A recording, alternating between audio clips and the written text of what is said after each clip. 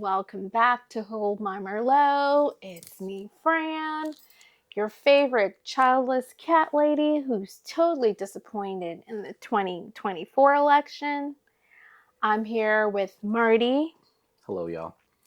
and my two cats and a dog, Ziggy, that you may see in the background. And as usual, we start off today with our Icebreaker or winebreaker, as we call it our wine breaker. Marty's not drinking today. We don't know why, but that's okay. I'm looking out for my health right now. Sure you are. I look 5 pounds fatter in the camera, so let's go with that reason. At any rate, what are we drinking today, Fran? Moving along, we're drinking Decoy. It's a Cabernet Sauvignon by Decoy. I'm gonna read the back of the bottle as usual. It reads, established more than 30 years ago by legendary vintners Dan and Margaret Duckhorn. Our roots run deep at Decoy. From vine to bottle, we craft our wines to the highest standards, only using grapes from exceptional vineyards. We hope that you enjoy sharing this wine with your friends and family as much as we do with ours. Amen. This is great marketing, clearly written by an American company. Kudos to Decoy on that. And we are going to rate it. It is, let's see, 13.9% alcohol by volume. Lovely. And it's from California. It's about $17 to $25, depending on your zip code. So, let's do a smell. Actually, let me pour a little bit more. So we're going to do smell, appearance, and taste. Then the overall rating. Okay. Since you're not doing it with me, it's too bad. You sure you don't want to? I'm sure. Okay, so the smell is it's giving a strong smell of liquor. Like it has some liquor kind of smell, like hard liquor. Oh, wow. Yeah, it's super strong. Like what's a white liquor? Like vodka or something? Yeah. It smells a little bit like there's some vodka in here, Decoy. I'm gonna give the smell a 2. It doesn't smell enough like wine, but here, you smell it. It's a Cabernet Sauvignon. Well, no, I don't smell any strong liquors. What do you smell? I smell wood. Really? Yeah. What kind of wood are you around? It smells like oak wood or something like that. It smells actually pretty smooth, pretty decently. I would rate it a 3 out of 5. I don't know where the liquor is coming from for you. Maybe I'm catching a cold, y'all. Y'all know me and my colds, Maybe you've but been drinking other than wine, but I guess we'll see. anywho, so I'm gonna give it a 2. Not really a great rating. You know me. If Marty gives it a 3, I usually give it like a super big, probably 5. Yeah, she's not very tactile when it comes to wines, so. Okay, so I'm gonna look at the color. The color is fabulous. I give this a 5 out of 5. This is splendid. To me, it's not that remarkable. It's pretty good, I would say. Like, there's the layers thing that I usually talk about. The coloration, sorry, the color is quite nice. The coloration overall is actually pretty decent. It's why I'm going to give it a 3 out of 5. It looks gorgeous. It looks elegant. It looks nice, but nothing too fancy, nothing too over the top about it. I think it's rich. This is beautiful. I'm giving it a 5. It's beautiful. Amen. And finally, the taste. My favorite part, it's so good. It is. It is absolutely delightful. Decoy is a brand that I've tasted first at one of my auntie's houses, and I fell in love the first time I had a sip. I probably didn't quite smell it because I told y'all I have like ongoing colds. I always have a lot of phlegmy situations going, so my nose isn't always working. But Decoy, I'm not gonna say it has a great smell, but taste and appearance is fabulous. I'm gonna give it an overall rating of a 4 and an absolute recommend. Yeah, well, amen to that. Since I didn't drink, I can't give a recommendation towards the taste. But from everything else that I've gave it to, it's going to be a 3 out of 5 for me. Um, the price is actually pretty decent. The years are pretty good. It's 2021. It's Sauvignon, so it's pretty decent as they come. It's Great. highly recommended on our part. So, with that to that, cheers. Cheers, y'all. Okay, so welcome back to Hold My Merlot once again. Today's topic is going to be Love is Blind, season 7. Oh, And yeah. season seven's contestants, Tyler, Francis, and Ashley Adionser. I believe that's how you pronounce her last name. And kind of like what's going on in the YouTube world and in the online world, the TikTok world, and what's being said about them. We did a previous episode about maybe 3 weeks ago Yeah. on this situation, and I'll kind of briefly explain what's been going on and what we're going to touch on here today. So, Ashley and Tyler, two contestants that meet on the show, and the show is essentially a show that hopefully ends in marriage. Uh, they get married, but literally a couple of weeks or a week before they get married, Tyler discloses to Ashley that he has 3 sperm donor children, and from there, um, it's been so strange since he he kind of gave out that information. It was. It was. So he says, "Hey, I have 3 sperm donor children. I helped a lesbian couple who are friends of his, close friends of his, have a family." And he says to Ashley that basically the kids don't know him, they don't know who he is, and that he's basically just a free guy. He has no responsibility with these children. The other women are basically taking care of them. So I'm going to leap up real quick because I kind of want to make the beginning of this episode a little bit clearer. So basically, we're going to talk about Love Is Blind, I'm going to talk about Tyler, and sociopathy. it's called Marty. Sociopathy. It's not sociopathy. No, no, no, no, Sociopathy. no. It socio. What I said was sociopathy.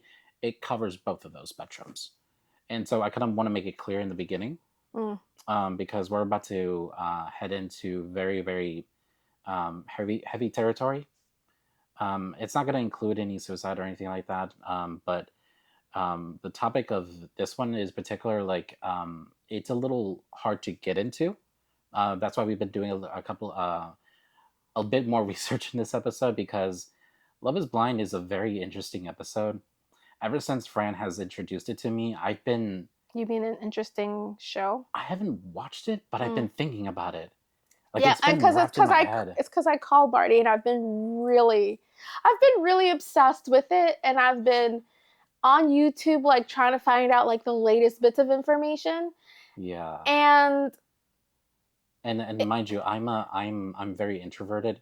I don't stay on the phone for more than 10 minutes with Fran, but every time we talk about the show, we ran into 2-hour conversations. yeah, So that should tell you a lot. because I've been as outraged as everyone else about Tyler's behavior. Yeah.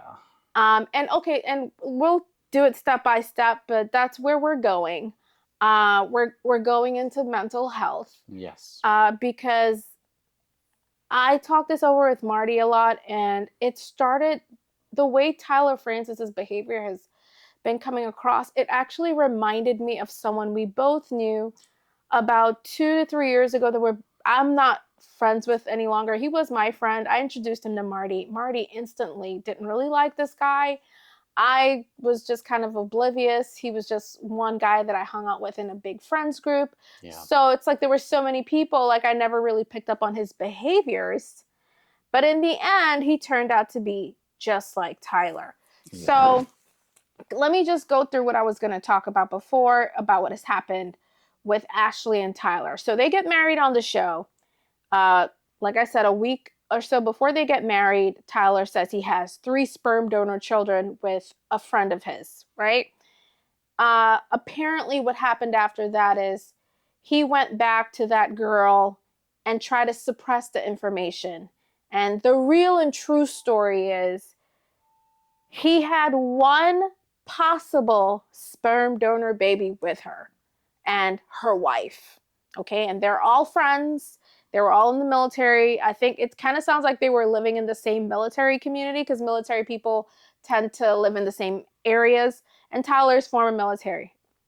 And after the first sperm donor baby was born, and remember I said possible sperm donor baby, the wife who's now divorced from that woman has come out on social media and basically said that that child was had the natural way and that's why she had to leave. Oh, Yes. And then following that, wow. Tyler moved in with this woman who had the first child and pushed the wife out of the relationship and had a set of twins with this woman, so now that's two sets of children the natural way. Tyler responded by basically saying that that's a lie and this, not, and the other. But anyway, on the show, Tyler talks about these sperm donor kids. And what's happening on the sidelines that we didn't see while the show was unfolding is that Tyler was communicating with this woman, the baby mama of his children, telling her, please don't come out and say these are not sperm donor kids. I really need this narrative to go, to keep flowing. And I'll explain later. I'll explain later. I'll explain at the reunion. So it got so bad because the baby mom was so disappointed and angry that she just kept telling him, I'm going to come out and say something. I'm not going to come out and say something. And he's like, if you come out and say anything, I'm going to kill myself. So she keeps it quiet because she really thinks this guy, who is the biological father of her children, is going to kill himself. So she suppresses the information. And then when the reunion happens, he says the same thing again. It's the same lie. These are 3 sperm donor children. He helped his friends have children, and he has really nothing to do with these kids. And he and Ashley have been running with this storyline. After the reunion airs and the baby mama realizes that Tyler is not going to tell the truth, she then comes out on Instagram, I think on TikTok, I don't know what platforms she came out on. Social media, basically. On social media, and she explains the entire story. Her story is that the first child is a sperm donor. They did a sperm donor method. The twins were had naturally. After she comes out with that, her ex-wife comes out and says, no, the first child was had naturally according to the timeline of the times that they tried to conceive the child that didn't work. Mm-hmm. And anyway, you have to go online and watch how it plays out. But the wife claims that the first child was had naturally and the twins were had naturally. And that Tyler and the wife were basically, her wife, were cheating behind her back and they were all friends. And that's what happened. She was like, I didn't run away from my family. Tyler came in. He pushed me out of my marriage, moved himself into my place, and had more children with my wife. So Exhibit 1 is he's been lying about the paternity and the method in which these kids were conceived, as well as his relationship with the ex-wife. It's not ex-wife. He doesn't have an ex-wife. This is his friend. He had a friend who was married to another friend of his. They were a lesbian couple, and they wanted to have kids, and they ended up having it through Tyler. And anyway, you have to go online to kind of see how that drama plays out because it's next level Jerry Springer. But what happens is the YouTube world and the social media world goes crazy because you don't usually see this coming out of Love is Blind. It's never something this controversial. It's usually like, oh, they have a relationship and they already have a girlfriend or something like that. But it's never like there's a whole hidden family like on the other side waiting for them. And it's basically like every 2 to 3 days, Tyler and Ashley are coming out on different platforms, or every week or so, trying to explain this story that is actually impossible for them to explain. So, story time with Ricky and Jesse Wu, actually, and a lady named Simone Redwine went really deep into this situation and basically showed all of the receipts from the courts, which is really the only storyline you could follow at this point since Tyler will not tell the truth. And shows how this guy basically fought for custody of the first kid, and he definitely signed the birth certificate of the twins. And they have videos of him at parties, they have pictures of him at Christmas, and they prove that he has been in their life enough to know that these kids know him 100%. He knows those kids 100%. And that the whole thing about, oh, he just helped them have kids and that's it, and they don't really know him, this and that and the other, is impossible. So give us Exhibit B. What's another thing about him that it just throws another red flag into all of this? Um, the red flags about Tyler is, I mean, we already mentioned okay. one, So but we went the first one is the lie about the Yeah. children, the conceitment in the relationship. right? The second big lie that Tyler tells, that you could even tell on the show, is that he changes his job a couple of times. I think in the beginning of the show, he's labeled as a nuclear security officer. Yep. And even when I saw that, I was like really confused. I'd never really seen that as a job title before. So I was like, okay. But then once it came out that he lied about the kids, I think around that time too, I think his job changed to like account executive. So I was like, maybe he wasn't a nuclear security officer. Maybe he was just a nuclear security guard, which it turned out to be true. Okay. He was a security guard at a nuclear plant, which is totally different from, Yeah, than the original title, because basically, like, you have to have a lot of experience, a lot of clearances, and a clean record in order to be a nuclear security officer. Like, those guys don't play around. Like, right. they're in touch with very sensitive information, and they are not just to guard, but to transport and to deal and negotiate certain aspects about that.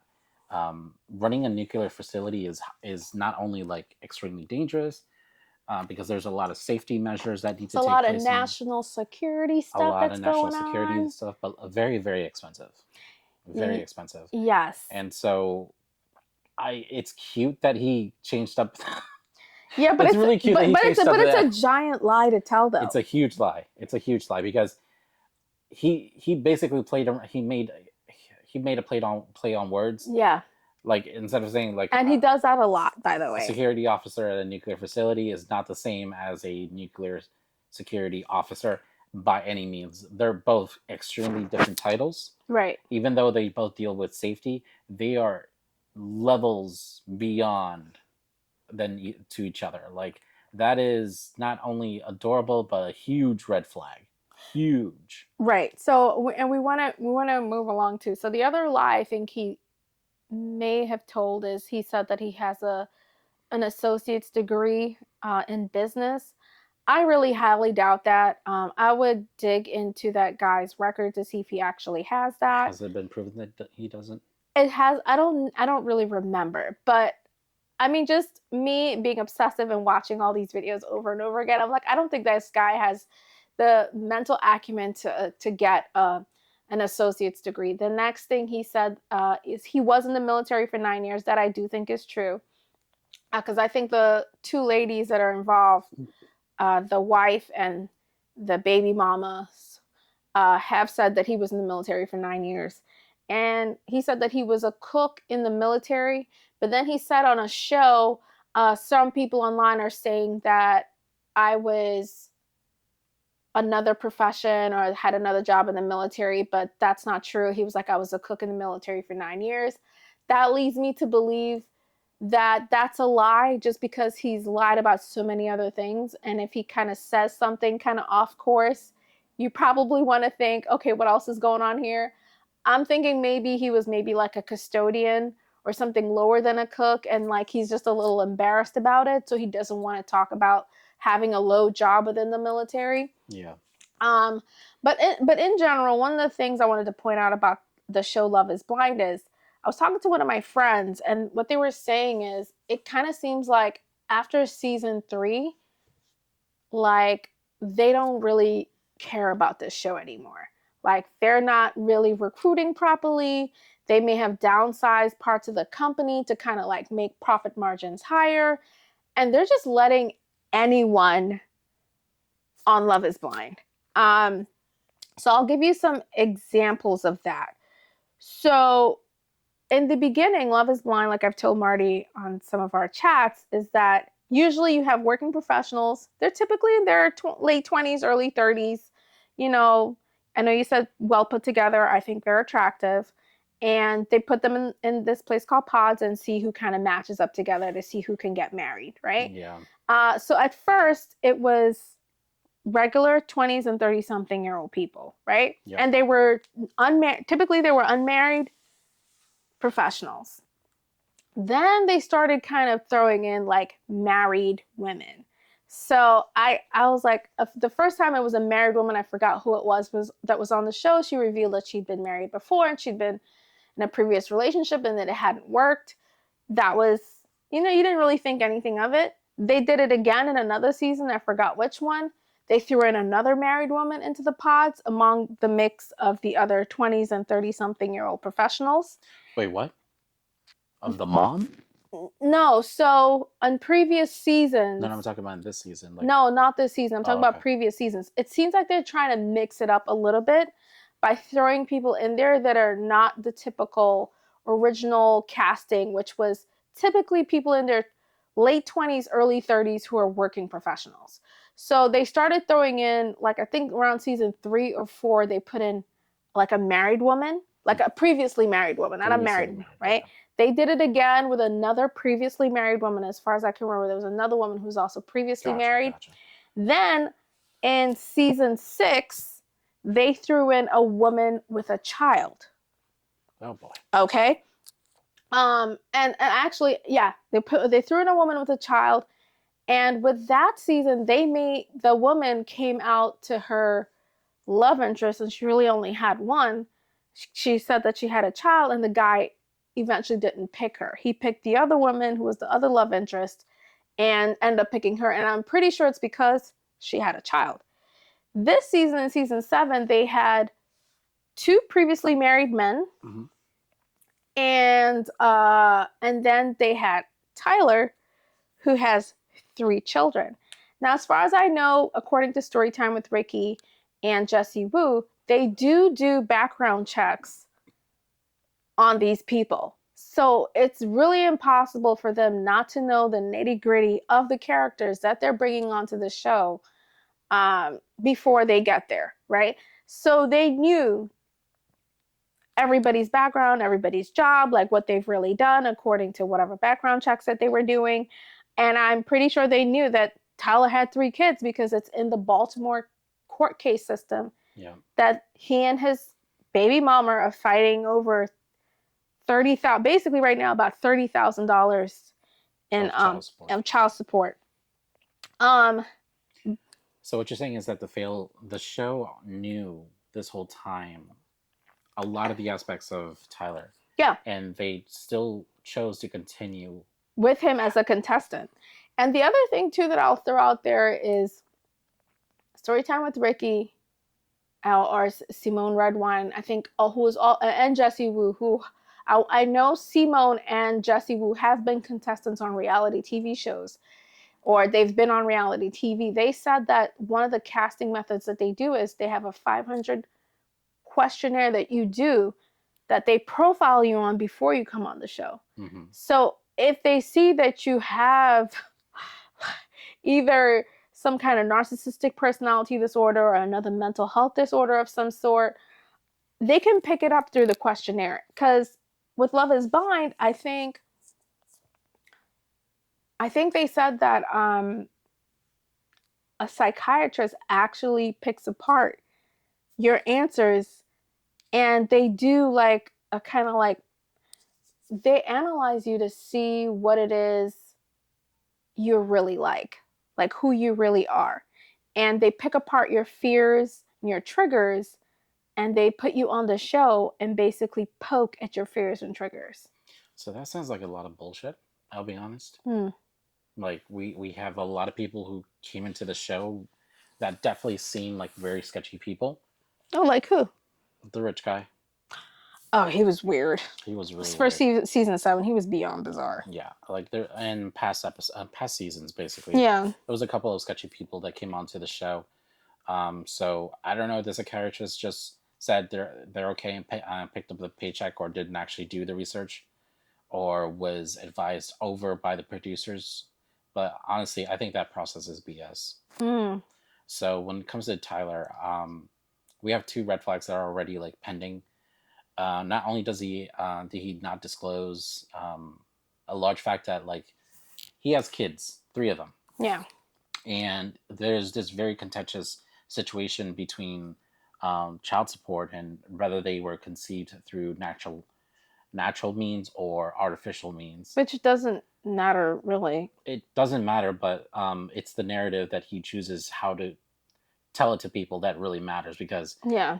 think about it this way: like if it was naturally conceived, like, and you're talking to a girl, the girl might be saying, "Oh, that means you slept with her. That means there must have been something going on Right. in the background." You can't just say that you donated and then sleep with them.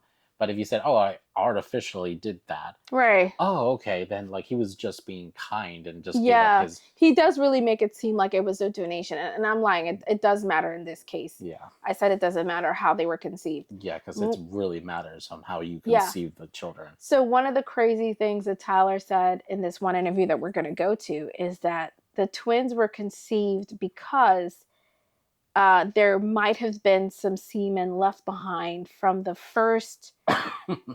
uh, the first turkey baster method that they tried. It's basically like an at-home, I guess, artificial insemination kit of some sort that they got. So he basically was like, "Oh, he was like, I don't know if they kept anything from the first insemination, and here we are, like ta-da, dot dot dot." Like obviously they kept semen and then they went back. Like he wants us to fill in the gaps, and I was listening to this interview and I was like, I can't believe this guy just said this. It's either he's just really, I mean, obviously he's a big time liar, but either that too, and on top of that, like maybe he's just really dumb. I was like, you can't freeze sperm in someone's house. Yeah. You have to go to a lab. Yeah. It's just basic biology. And usually the way it goes is that once we use one semen sample, you throw away the rest because you don't want to contaminate it with the next batch, or you don't want to mess around something that might go bad already. It's like Right. canned food. Like once when you open it, you either are going to eat it or separate it from the can, because if you keep it in the can, there's going to be like some issues going on afterwards.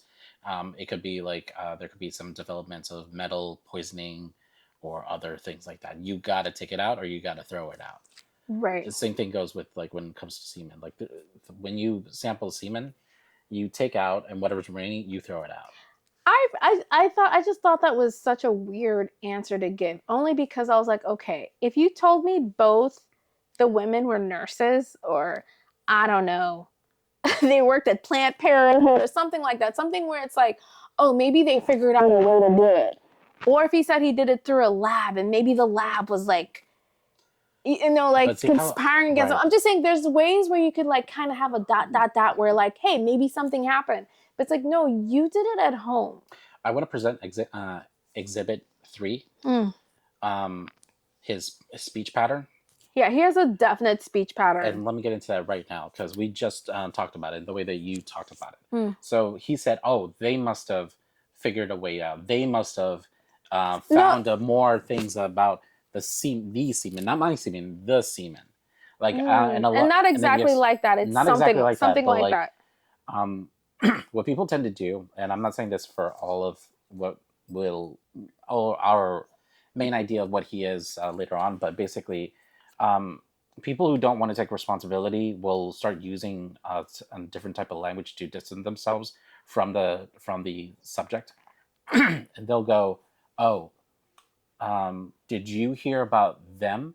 Them, I mean, sorry, they did that. They put the stuff on it," Mhm. and they could be completely talking about stuff that they own, but Mm. like somehow they're talking about it in terms of distance and of someone else.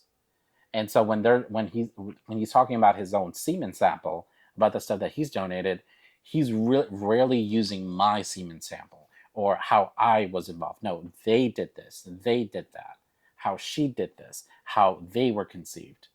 Um, and it's very subtle. Like I wouldn't have caught it, but you pointed it out a couple of times about when he did that too. Yeah. And I'm seeing some examples in other shows in which they really pinpointed that. Yeah. Like, don't you think that's weird? What do you mean No, so that he's using a lot of like uh, different languages that are not involved you with know him? what?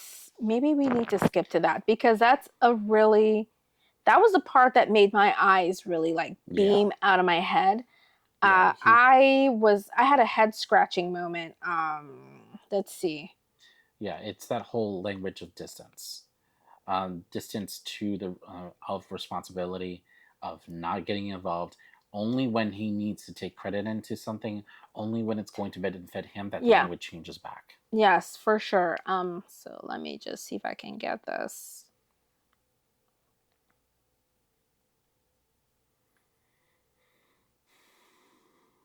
Okay, so this is when he's talking. The host is basically asking him, "What do you want to see happen?" All right. So bear with me. Let me see if this is the right part. Oh God. Business, and they be like, "I'm your mama and your daddy." Yeah, I mean that's how my mom was. Sorry, just bear with me. I don't care if the mother of my child lied to me.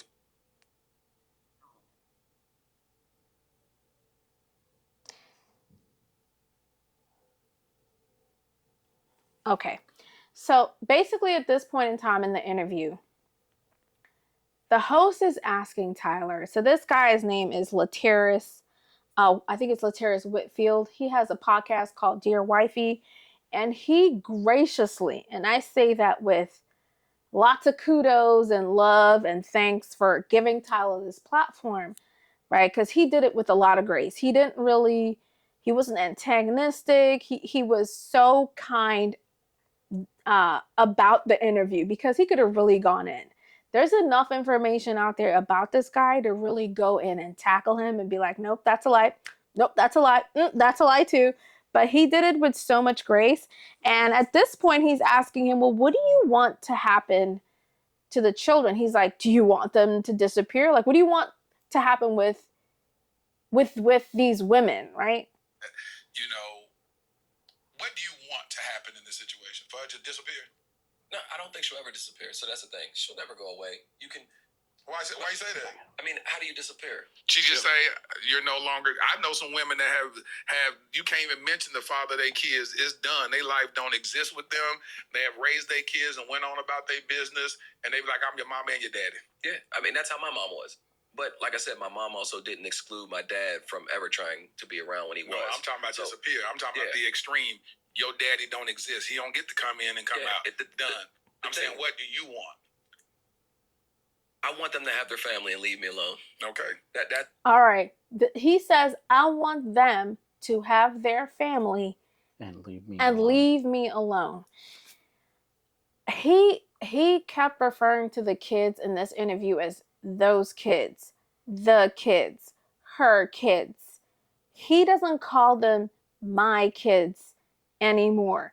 Meanwhile, he has lived with these kids in the same house with this woman named Bry, who was supposedly his best friend. And now he's totally disassociating with her, saying that he was barely in the kids' lives. He didn't see them for 4 years, all verifiably untrue information. And that he doesn't really want anything to do with them anymore. That's what we were talking about with his language and choice of language. And Latarius was so gracious. He basically asked Tyler, like, he's like, so you have no emotional connection to your kids. He basically asked him about the first son at first. He's like, well, you did the turkey basting message supposedly, right? He's like, you did that with the first kid. He's like, how long after did you go see this kid when he was born? And he was like, after 2 days, I went to congratulate my friends, Brian, and the wife's name is Deshawn. And he was like, and you didn't make any connection with the kid going, oh my God, that's my firstborn son. Even though it's not your kid legally, right? This is your biological child. And he was like, no, I didn't have any emotional connection to this child. And the funny thing is, I know we talked about mental health and we're going to go there. I actually feel like that might be true. It actually might be true that he has no real emotional connection. Like the emotional connections I think Tyler makes to the kids and even to Bry and his friends are simply connections that he needs to have to kind of survive. Yeah. It's not connections where like you actually really love people and like you would be sad if they got hurt. But it's all because there's connections that are not being made in his head that normal people typically have with their kids. So let me see what else I wanted to talk about with the Dear Wifey podcast. I mean, what you could tell from the Dear Wifey podcast is that he's a pathological liar. Like he will lie about even the smallest things. So I'll give you another example. The host asks Tyler, well, before going on Love is Blind, did you watch any of the episodes to see what the show was about? And he was like, no, because I like to study. He's like, if I study too much, then I'll go in there and I'll be pretending and this and that and the other, right? So he's like, I just wanted to go on there and just be natural. So when you think about it, you're like, oh, wow, that's kind of cool, right? Mm-hmm. But then later on the show, the guy asks him, hey, so did you watch my podcast before you came on? He says, yes, I watched 2 episodes. Basically to figure out what to expect. And he was like, it seems like your podcast. And he goes into it. And it was like, oh, wow. So you did watch Love is Blind. Like you probably watched the entire season to see what the show was about, which leads me to think that he watched the show before he went on, studied the show, try to figure out like what these characters were really doing, and then emulated maybe like what he thought would look good on television, and then executed once he got there to perfection. Basically, he did research into figuring out what type of woman he needs to go after and what he needs to do in order to keep the facade enough until the wedding. Right. I thought that was interesting. One of the things that he did with Ashley in the pods is he realized that Ashley is a religious person.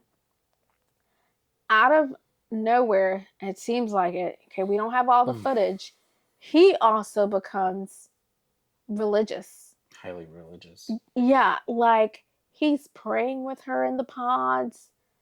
I mean, when they meet up for the first time, when you see them like in the hotel room together, they pray before they go to sleep.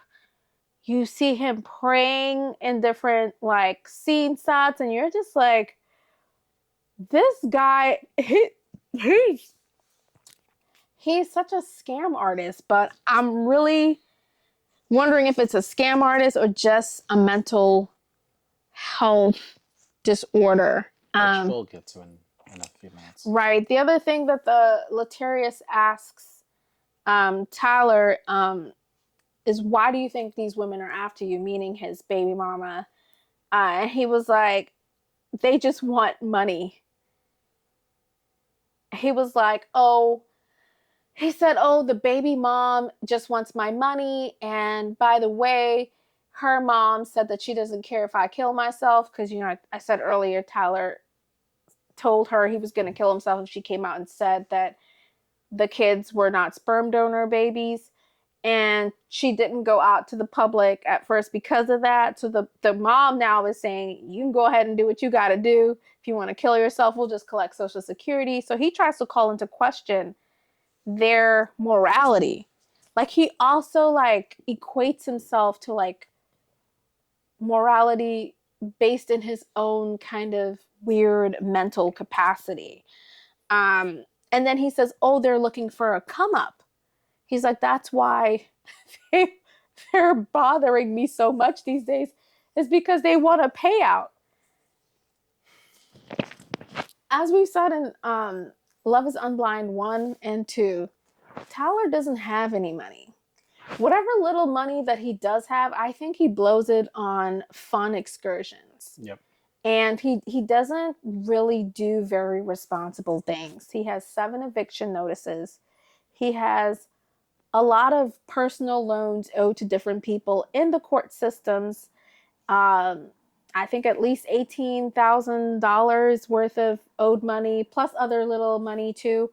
I would put money on it too that he owes a lot of money in credit card debt. And there's probably other people out there that he owes money to that is not in the records because he was able to scheme them out of the money without any paperwork or paper trail. Or people who just couldn't be bothered to go after him. This is scammy, next level scammer, Tinder, what's it called? Love is Blind, Tinder swindler kind of situation. Yeah.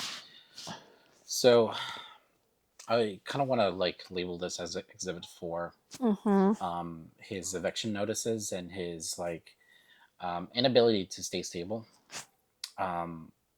He has no stable house. He has no stability at all. No In fact, housing. wasn't he like let go from his job before coming to the show or something? No. He was. I wouldn't be surprised. Was evicted. I think he was evicted from his most recent home. Yes. Before coming to the show, I think one of the reasons why he jumped into being a contestant is because he had nowhere to go at that point. Right, and he's kind of a lucky guy. Apparently, he was recruited through LinkedIn. That's why I was saying in the beginning, I was like, what is Love is Blind? How are they recruiting people? Because how did you just pick this guy off of LinkedIn? LinkedIn is a profession, but I guess LinkedIn could be a place to recruit from because they are looking for single working professionals. Yeah. Interesting. Okay, but yeah, he said he got recruited off of LinkedIn. Someone reached out to him from Love is Blind. He didn't really know what the show was about and ended up on the show. I think that was just pure luck. But at the same time, with all of the, what is it called? All the so-called background checks that they're doing back there. WTF, right? Yep. So yeah, basically, for me, Exhibit 4 is him getting caught up a lot of unstable situations, especially when it comes to finances. The guy constantly gets evicted. He seems to keep running out of money. And he keeps trying to hide situations in which he gets caught, quote unquote, like, why are they coming after you? Why is the baby mom coming after you? And you saying money, well, there's probably a reason why. Like, if there's a reason, like, she has justification to go after you for money, it's because you owe it. So there's a lot of, like, really big issues into that. Yes, for sure. I think maybe we could go into what I think the diagnosis of Tyler is, because... So, perfect. In this segment of the show, we would like to put it out there that we are not mental health clinicians. We are not therapists. We are not licensed. This is my kind of... educated guess. It's an educated guess based on an old friend of... a former friend of mine. Brian. We're gonna call him Brian. That is his name, Brian. His name is not Brian. His name is Brian. That had so many similarities with Tyler that when I was talking to Marty, like he said, we don't usually talk that long, but we would just be on the phone like, what is really going on here? It was a real mind tickler for me. But when I made the connection to Brian and Tyler, I was like, oh my God. He has a severe mental health disorder, and essentially Tyler is blending in into society as a normal person. Yep. And one of the ways that he can do that is, and one of the ways it's easy for him is, it's really unfortunate, but Tyler has what one of my friends likes to call pretty people syndrome or something like that, where someone is attractive, and because they're attractive and they smile, a lot of people take them seriously and also don't really kind of question what they're saying and their behavior, right?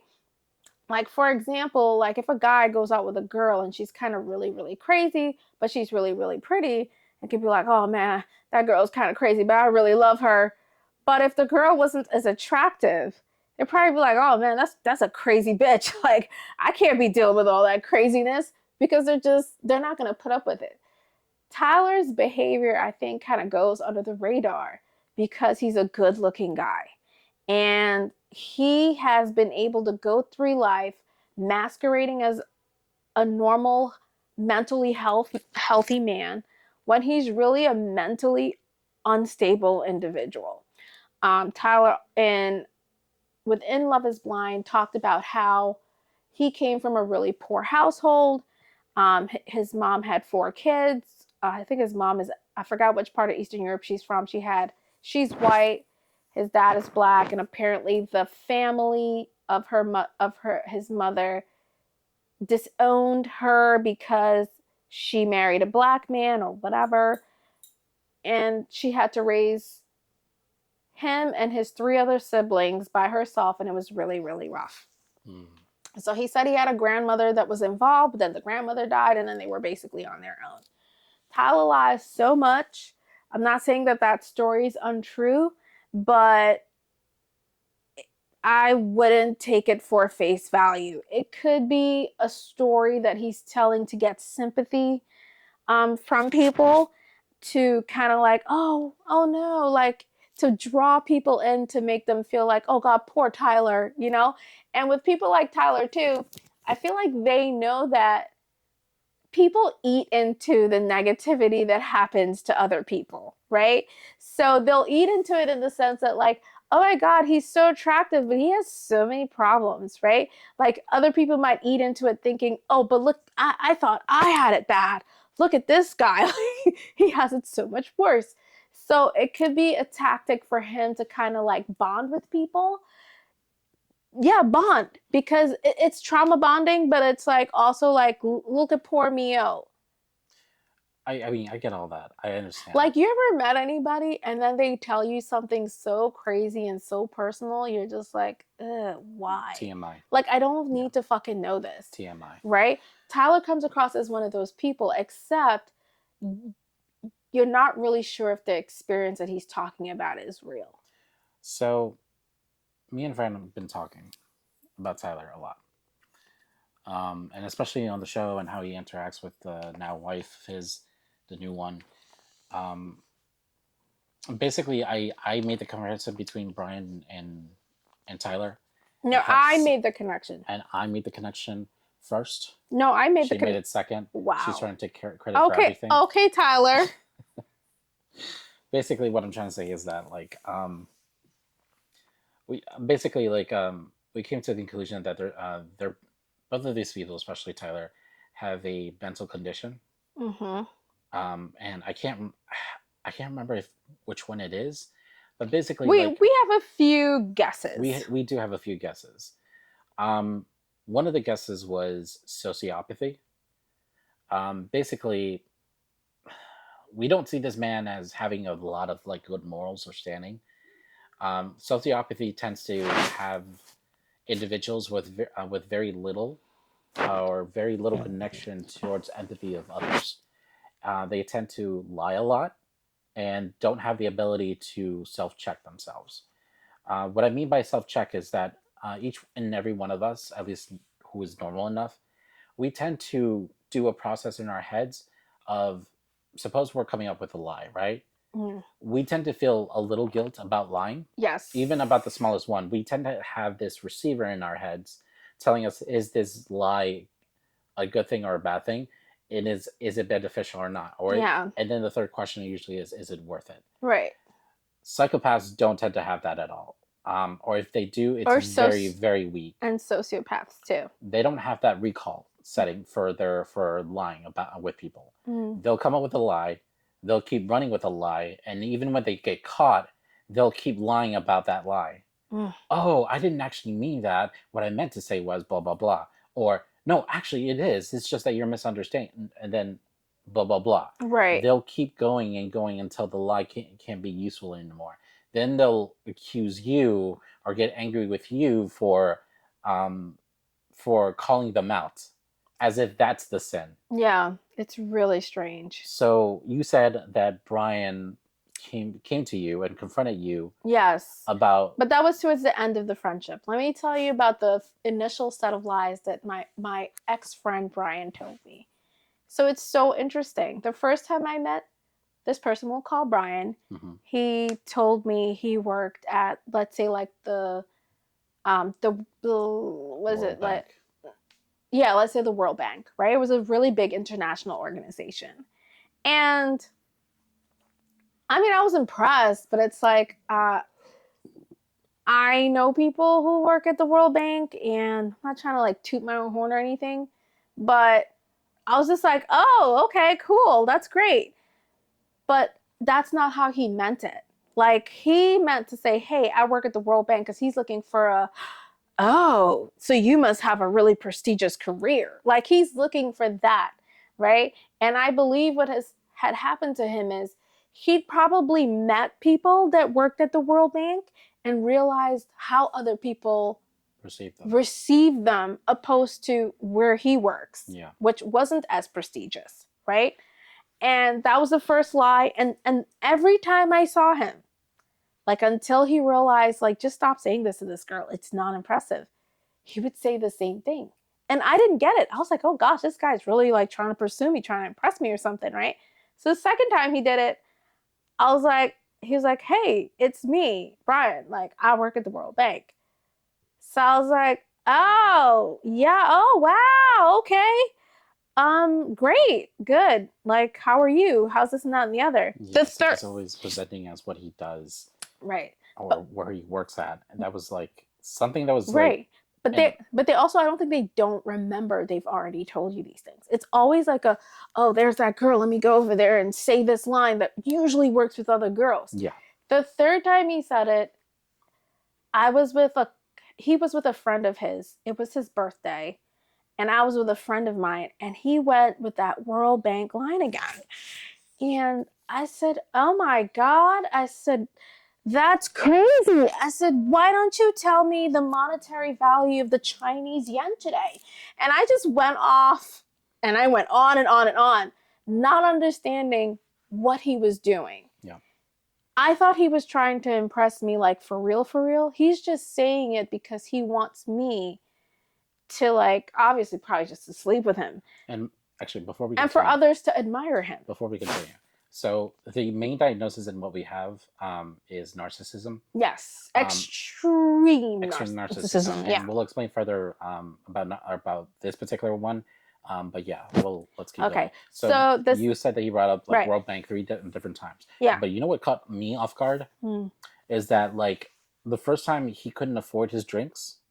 Oh. So we went out with him a couple of times, or met up with him a couple of times, because me and her, we used to hit the clubs up here in Silver Spring, and we would meet up with him. We sure did. Without knowing. Like, he would just be there at the bar. But for some reason, he was always short on cash. And so Fran would pick up the tab just because she's really nice. Not true. Yeah. No. I remember twice. Let me finish. Oh, wow. I remember 2 times. Really? Yeah. Me? You're super nice. Are you sure? Yeah. You paid for this drink twice. Oh, I did. I do remember one time. I remember that because, like, I remember there was an exchange of, like, cards and stuff like that, and you signing it. And he was like, oh, thank you. I'll get you next time. There was never a next time. No. To be fair to him, he has paid for me to drink on different occasions. I will not throw him completely under the bus. But for me, it was... He did pay for me more times than I paid for him. But yes, he was. And that's what made me believe that I was like, maybe he doesn't work at the World Bank. Yeah, for me, that was my flair. Or he works at the World Bank, but he's not doing anything important. Because who can afford? I mean, where we live in downtown Silver Spring, it's like we're not going to the most expensive places. This is not like Park Avenue, Yeah. Manhattan. It's middle of the road prices. I mean, a beer is like $5 to $8. Whatever, like shots are like $10. You're not going home with extraordinarily large tabs. So yeah, you're right. I do remember picking up a couple of small Yeah. tabs for him. For me, that was a couple of first Yeah. red flag. Like, it was kind of odd that he didn't know how to structure his money all that well. Yeah. Like, if you're gonna work at the A World bank, like how you they tend to run background checks on financial stuff for you because they don't want people who are greedy about money. They want people to work on money. right. And the other thing that kept like gnawing in my head was the second time that we met up with him. Actually, this was at Mi Rancho. I can't remember if he met us there or anything like Didn't that. have any money at New Rancho. That's so interesting. Yeah, I was investing money in the market for a good while, and so I was looking at stocks and stuff like that. And when he mentioned about like something about the World Bank, I asked him about some financial advice. He couldn't answer. Oh. He couldn't answer. Like, okay, I don't expect everyone at the World Bank to know like everything about investment, but they tend to have like very solid understanding of how the money system would work. So they'll be like, oh, just look for stuff like dividends or stuff like very basic. Like basic stuff. I know people who work at the World Bank. They'll tell you the same thing over and over again. Like, oh, usually what happens is you have to invest. Stop messing around with like other stuff other than dividends. Just work on dividends, because they'll pay you back, blah, blah, blah. And take it slow because money doesn't grow on trees, blah, blah, blah. Like, they tend to be very conservative when it comes to money because they know how easy it is to transfer from one place to another. He did not know squat. Oh, shit. He was like, oh, yeah, I also trade stocks too. I was like, oh, what do you recommend? Oh, Apple or something like that. Like, something major. Something major. That I'm like, okay, that wasn't very helpful. Hilarious. So, but I didn't catch that at that moment. But like, it was a gnawing sensation in my head saying like something about that answer was just not solid. Like something felt off. Right. So the other thing that was interesting about him is like, okay, he would always say he had a lot of money. And then, like you said, he couldn't pay some of his tabs. He invited me to Florida and he said he was going to pay for my ticket. When time came and I actually had the time off to go to Florida, he couldn't buy the tickets. Of course, I didn't go to Florida. And he said he had... so the Florida story is he said he owned a condo or he was in the process of buying a condo. And he showed me like the area where it was going to be. Like, he was like, this guy owns it. Da, da, da, da, da. This is the part of Florida where only rich people live. It's right by the beach. So he showed me this place that he wants to buy. He's going to buy it. He's in the process of buying. When time comes, I'm like, oh, hey, I'm ready to come to Florida. He was like, oh, I don't have any money for the tickets. So I was like, okay, I think I said something like, okay, then I'll buy the ticket. Then I'll come. So I was like, I said, I guess, can I stay at your place? He was like, oh, the deal went through. There's no place now. So I was like, okay. So I was trying all these ways to get to Florida. So I was like, okay, well, you have that friend that you're always talking about that owns this condo in Florida, another condo in like South Beach or something like that. Yeah. He was like, oh, it's a studio. So after that, I think that was probably like a year and a half into knowing him. I was like, okay, this guy's not really adding up. And the last thing he did that and this is the last thing I'll mention, is that he got into a couple of fights and he lost.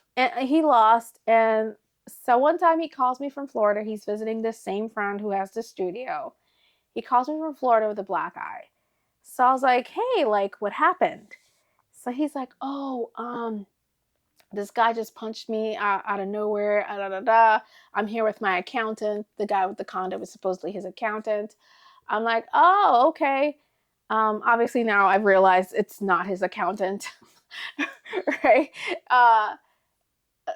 So that happened, and like about a year after that incident, one of our mutual friends told me he met him because he was trying to fight another guy here in Silver Spring.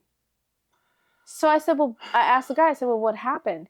He was like, well, he came up to us. We were in a group and started talking to this girl that was obviously with us.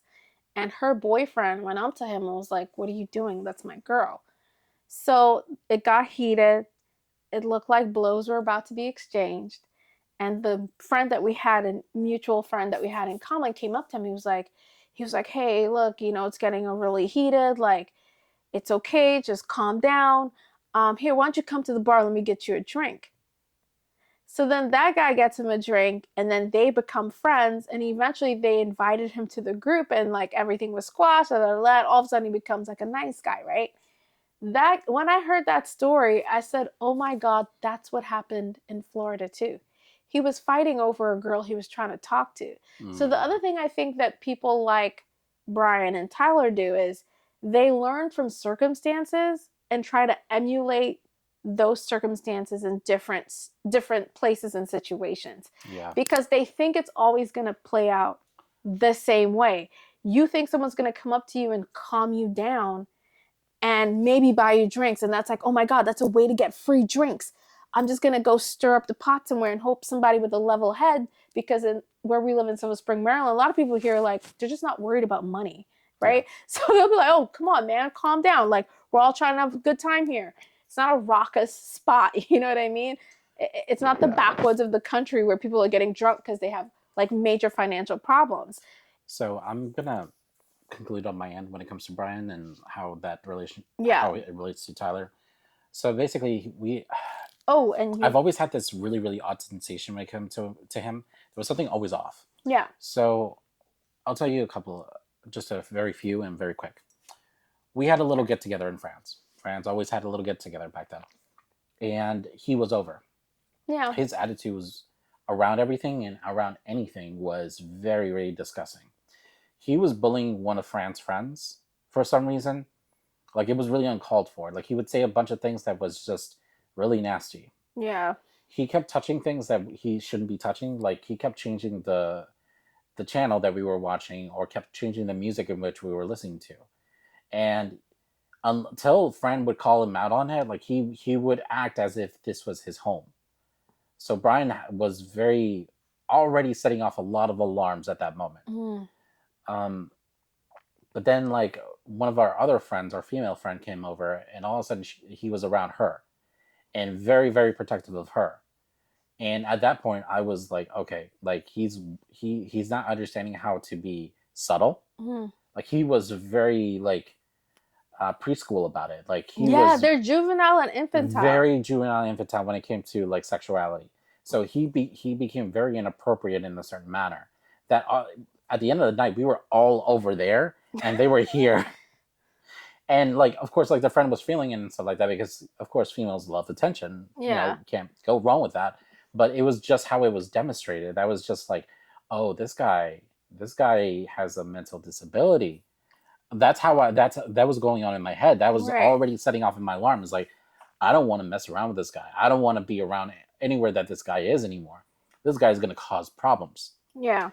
And I told Fran, listen, I don't want to be around this guy. Like, this guy already was reaming on one of our mutual friends, already disrespecting your home. And it took you a long time to call him out on it. Eventually you did. Yeah, I did. But, like, I started getting really frustrated. But for me, I have a very low patience when it comes to those certain terms and those types of people. I was like, I don't want to deal with that. You were like, oh, come on, Martin. Like, you're just blah, blah, blah. You know, you just give him a chance. Like, no, I don't want to deal with that. Fuck that. I'm out. And so every time that he would be here, our visits would be short. And thank God, because the stories you told me about, like, later on, he brought another girl while the other girl was here, how he, like, tried to impress you guys by going over to this place. Turns out to be a stinking ass apartment with, like, absolutely nothing of what he said that he had. Like, his lies kept getting exposed. Turns out he wasn't working at the World Bank. He was working for a Special Olympics organization or something like that. Like, the lies kept coming out and over again. And at that point, you cut him off. Yeah, And I had to. I was like, you know what? I called it out early. I knew something was wrong, and I basically gave you the example of the wolf pack mentality. Basically, Yeah. like wolves keep us in packs, and when one wolf is like acting irrationally, the other wolves will either kick him out or will discipline him immediately, because you can't have a wolf acting a certain way, or else he will cause trouble for the rest of the pack. This wolf will scare off the prey, which will make the rest of the wolves go hungry, Hmm. just because he wants to act a fool, just because he doesn't understand the social etiquette of that group. He was that wolf, and so I was like, I'm gonna end up punching him, or something else, but I'd rather not be there when he's there. So when it comes to Tyler, Tyler's acting the same way. He really He's is. really pushing all these lies. He's adapting to the situations in which he Yes. thinks how he's supposed to adapt, but he's also acting throughout the show somewhat inappropriately. Yes. And the funny thing is, like, I feel like, okay, so I didn't pick up on a lot of our old friend Brian's behavior, because most of the times we were in really big group Yep. settings. So he wouldn't necessarily be talking to me for that long because there were so many other people to like interact with. And I think when the group got smaller and smaller, because, after, like, I really started hanging out with him post COVID. Pre COVID, I kind of like brushed on him, like around other friends' group, but like we never really talked. Post COVID, we really started talking because you know how it was post COVID. Like everyone was like, oh my God, I made it. Like we're all out having fun, just celebrating, like making it through a freaking pandemic. As I got to know him, though, I was like, wow, this guy is strange. And so I'll give you a really weird example. He introduced me to a friend of his. So me, him, and his friend were hanging out one night, and I was really just talking to his friend. He was kind of sulking when he realized I was more interested in his friend. His friend was also bizarre too, like not totally bizarre, but bizarre nonetheless. But he was kind of funny and had an interesting personality. So I ended up talking to his friend. We're all walking back home together, me, him, and that friend. Yeah. And he's like, hey, Fran, you want to come over to my house? And I was like, no. so, so he's looking at me like, he was also kind of looking at me weird, like looking at me like, come on, like, don't you want to come over to my house? Kind of like weird sexual kind of vibe. And I'm like, don't you see me talking to your friend? Don't you see that I'm not really interested in you? Like all this time we've been meeting up for the whole summer. Like it's been like a good 6 months now. Like, how are you not telling? I have no interest in you. So then he literally says, fine, I'm just going to go home and watch porn. And I listened to this. I looked at him like, What the? so I have a type of personality, like maybe sometimes if I don't read the situation like properly, I'll just make a really silly joke. So I was like, oh wow, oh my God, oh no, because I'm gonna miss out on so much. Like I didn't even pick up on how weird it was until way later. I was like, I didn't touch you while we were out. I didn't caress you. We didn't kiss. I was talking to your friend. How are you thinking that you and I are now like going to connect? Yeah. I was like, maybe your friend could be like, hey, can I come over to your house? Like, that would make sense. And then if he said, well, fine, I'll just go and watch porn, it still would be nasty, but it would still make more sense. I was talking to him the whole time. There And would be some sort of sense of like a sexual right. logic of Yeah. But I was like, I didn't even really talk to you tonight. Like, what are you where are talking you getting this energy, this concept that I'm going to go home with with you at all? So he was just a totally confusing character. And what happened is I had another friend of mine met him, and she's actually a licensed clinical social worker, and she was the one that told me, "Hey, he's special needs." She was like, "You can't tell because you don't diagnose people." She's like, "I diagnose people every day."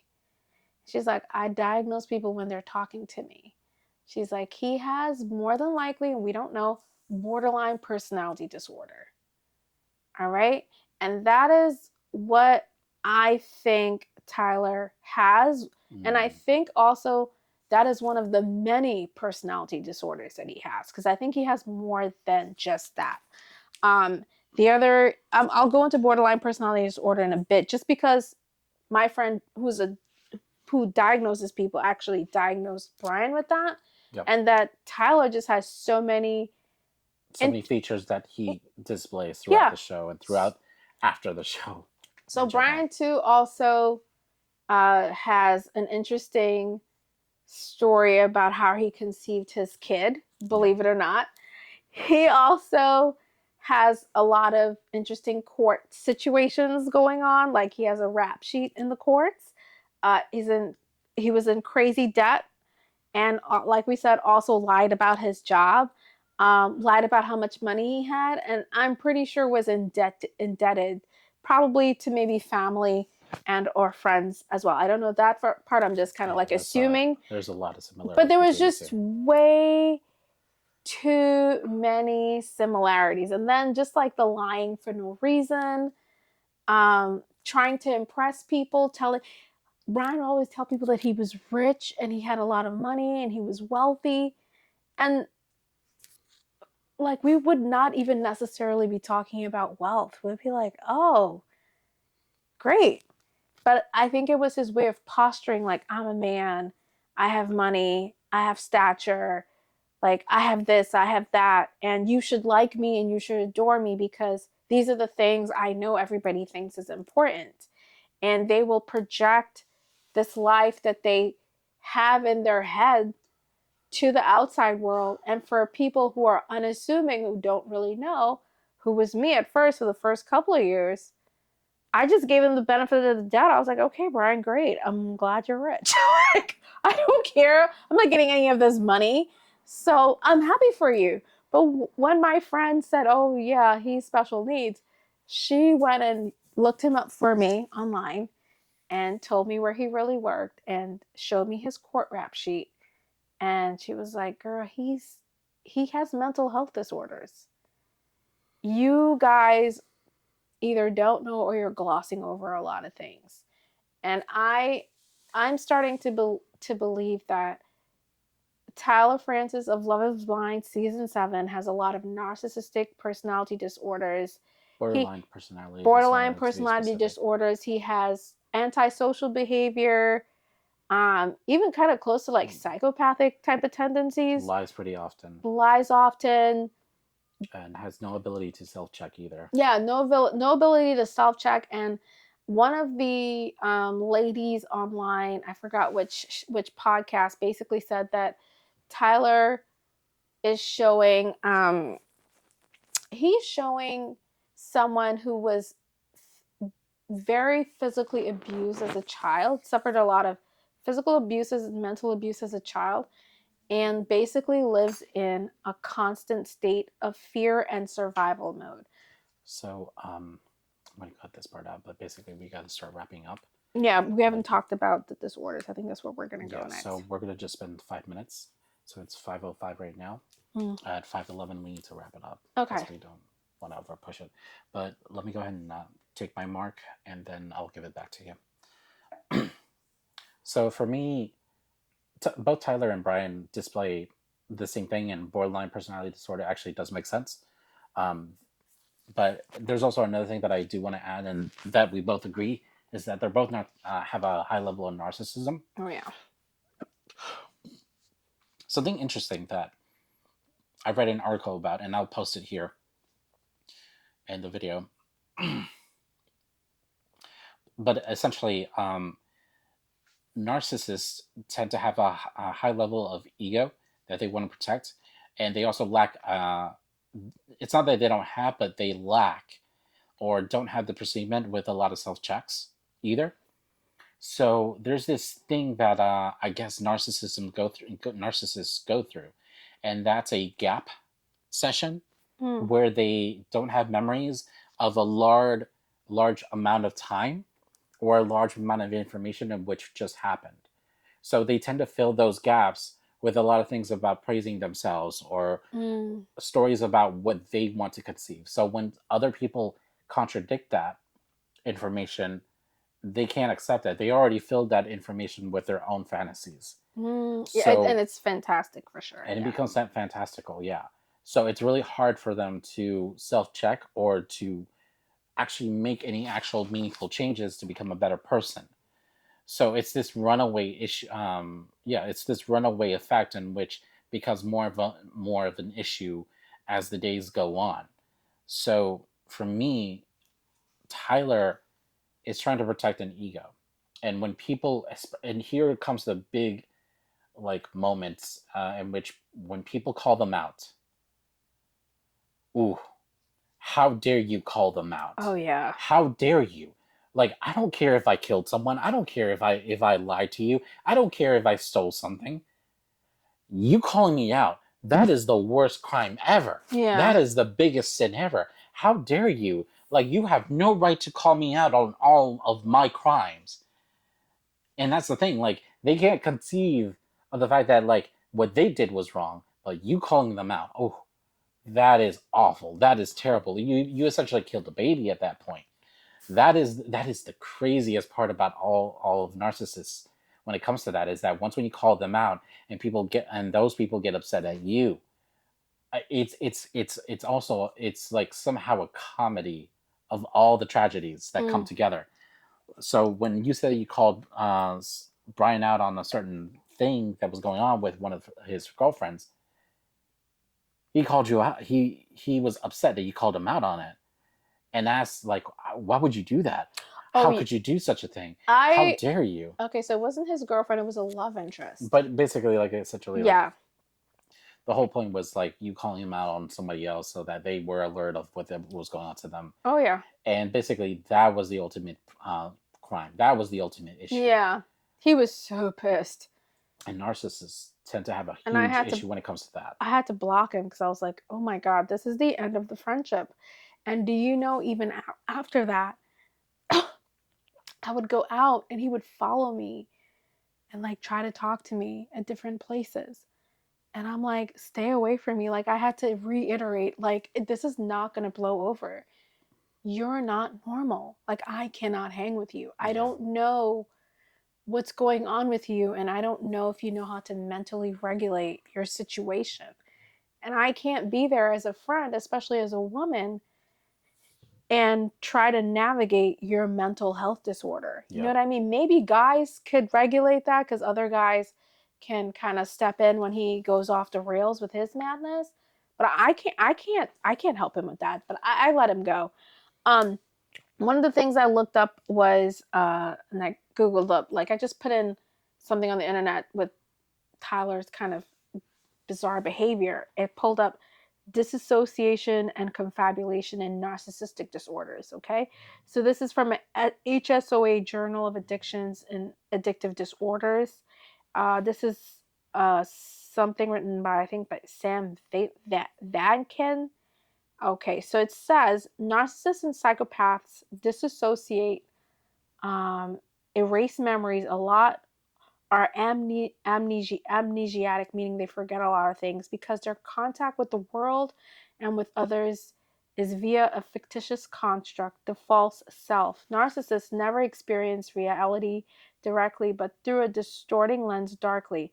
They get rid of any information that challenges their grandiose self-perception and the narrative that they had constructed to explicate, excuse, and legitimize their antisocial, self-centered, and exploitive behaviors, choices, and idiosyncrasies. It goes on to say these tenuous, concocted fillers are subject to frequent revision as the narcissist's inner world and external circumstances evolve. This is why narcissists and psychopaths often contradict themselves. Tomorrow's confabulation often negates yesterday's. The narcissist and psychopath do not remember their previous tales because they are not invested with the emotions and cognitions that are the integral parts of real memories.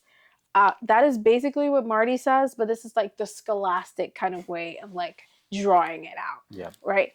Tyler lives in his own world where his lies make sense to him and his life makes sense to him.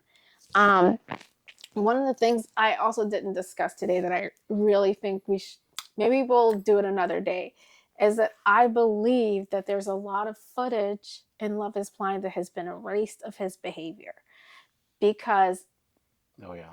the guy that we used to hang with, Brian, had erratic behavior. Like I said, he would get into fights with people. He would talk about things that were just truly fantastic that didn't make a lot of sense. And I'm pretty sure I'm not the only person that caught on and it was like, no, this guy's just a liar, right? Like, I think Tyler told way more lies on the show than they are showing. I think he lied to the other people that were on the show besides the girl Ashley that he married.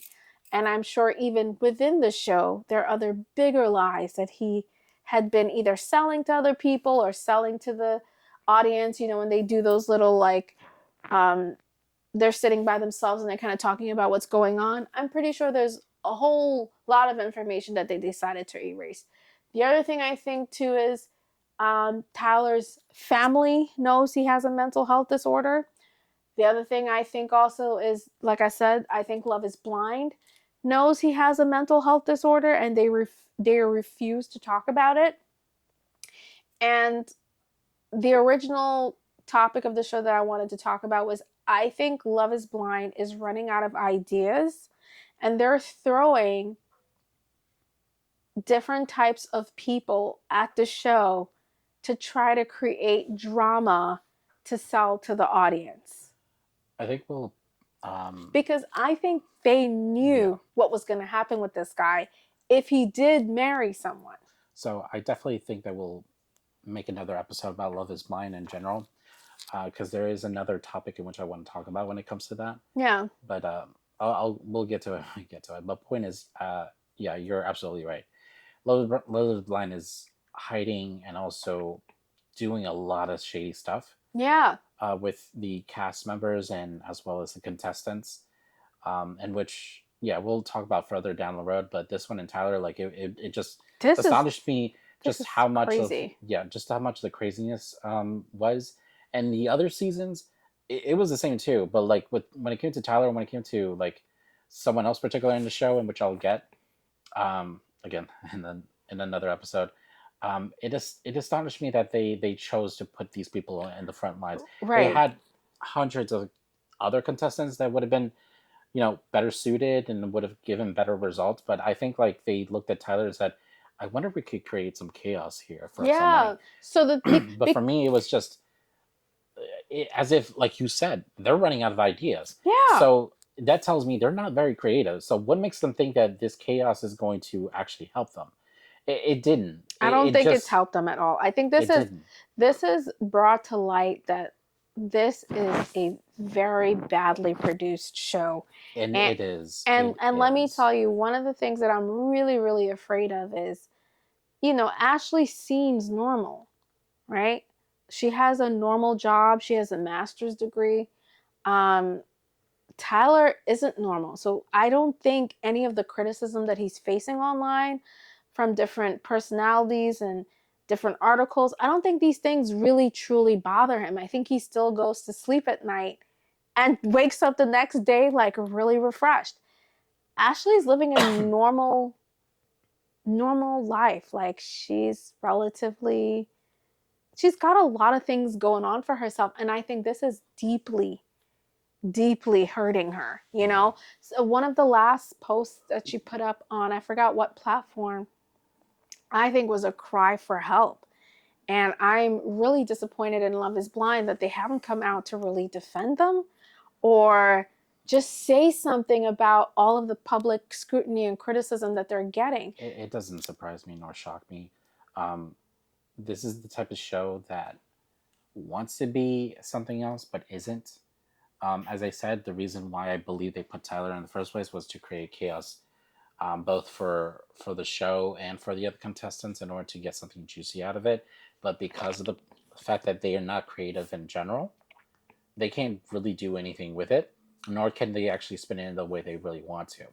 I believe that this is the type of show that's just so cookie cutter and caramel but they're always trying to push something other than what they really are, you're not going to get the best results ever. This show is overly produced. You could tell by the first episode. Season 7, episode 1 for me, and we'll wrap this up after this, Yeah.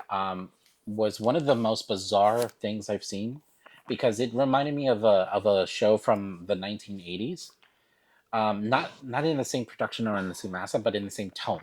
Like Mm. it was very cookie cutter, very like very vanilla. Like you're seeing a lot of like um, well put together people coming together and talking to each other, and then coming up. But the problem is that I could tell you could tell that it was badly written, and a lot of shows in the '80s were badly written from the first season. That's why they don't. There's so many shows from the '80s that people don't remember Mm. because they didn't get a season 2. They didn't get a season an episode 2. They're badly written. But for some reason, Love Is Blind is able to get away with it. See, that first episode was such a cringe because again, like when they go into the pods, they always play a certain like type of like song that suggests the mood and something like that, but that's inappropriate. I could already tell that they don't know what they were doing. They put people together, and a lot of the contestants are already saying, "I think I love you," or "I think I can trust you," and all that stuff. Yeah. Like, where was like they can't. The show doesn't know how to make timelines work. Mm. So already, like they're running out of like ideas, or either running out of steam. They can't use what they have in the show in itself. I think that was a disastrous move for Love Is Blind. I don't think that they're going to do anything with like traumatized contestants because that's what contracts are for. You signed it, now move on. Wow. It is what it is. And I think like yeah, because Love Is Blind is a product to sell, Right. and that's basically what it's all about. But anyway.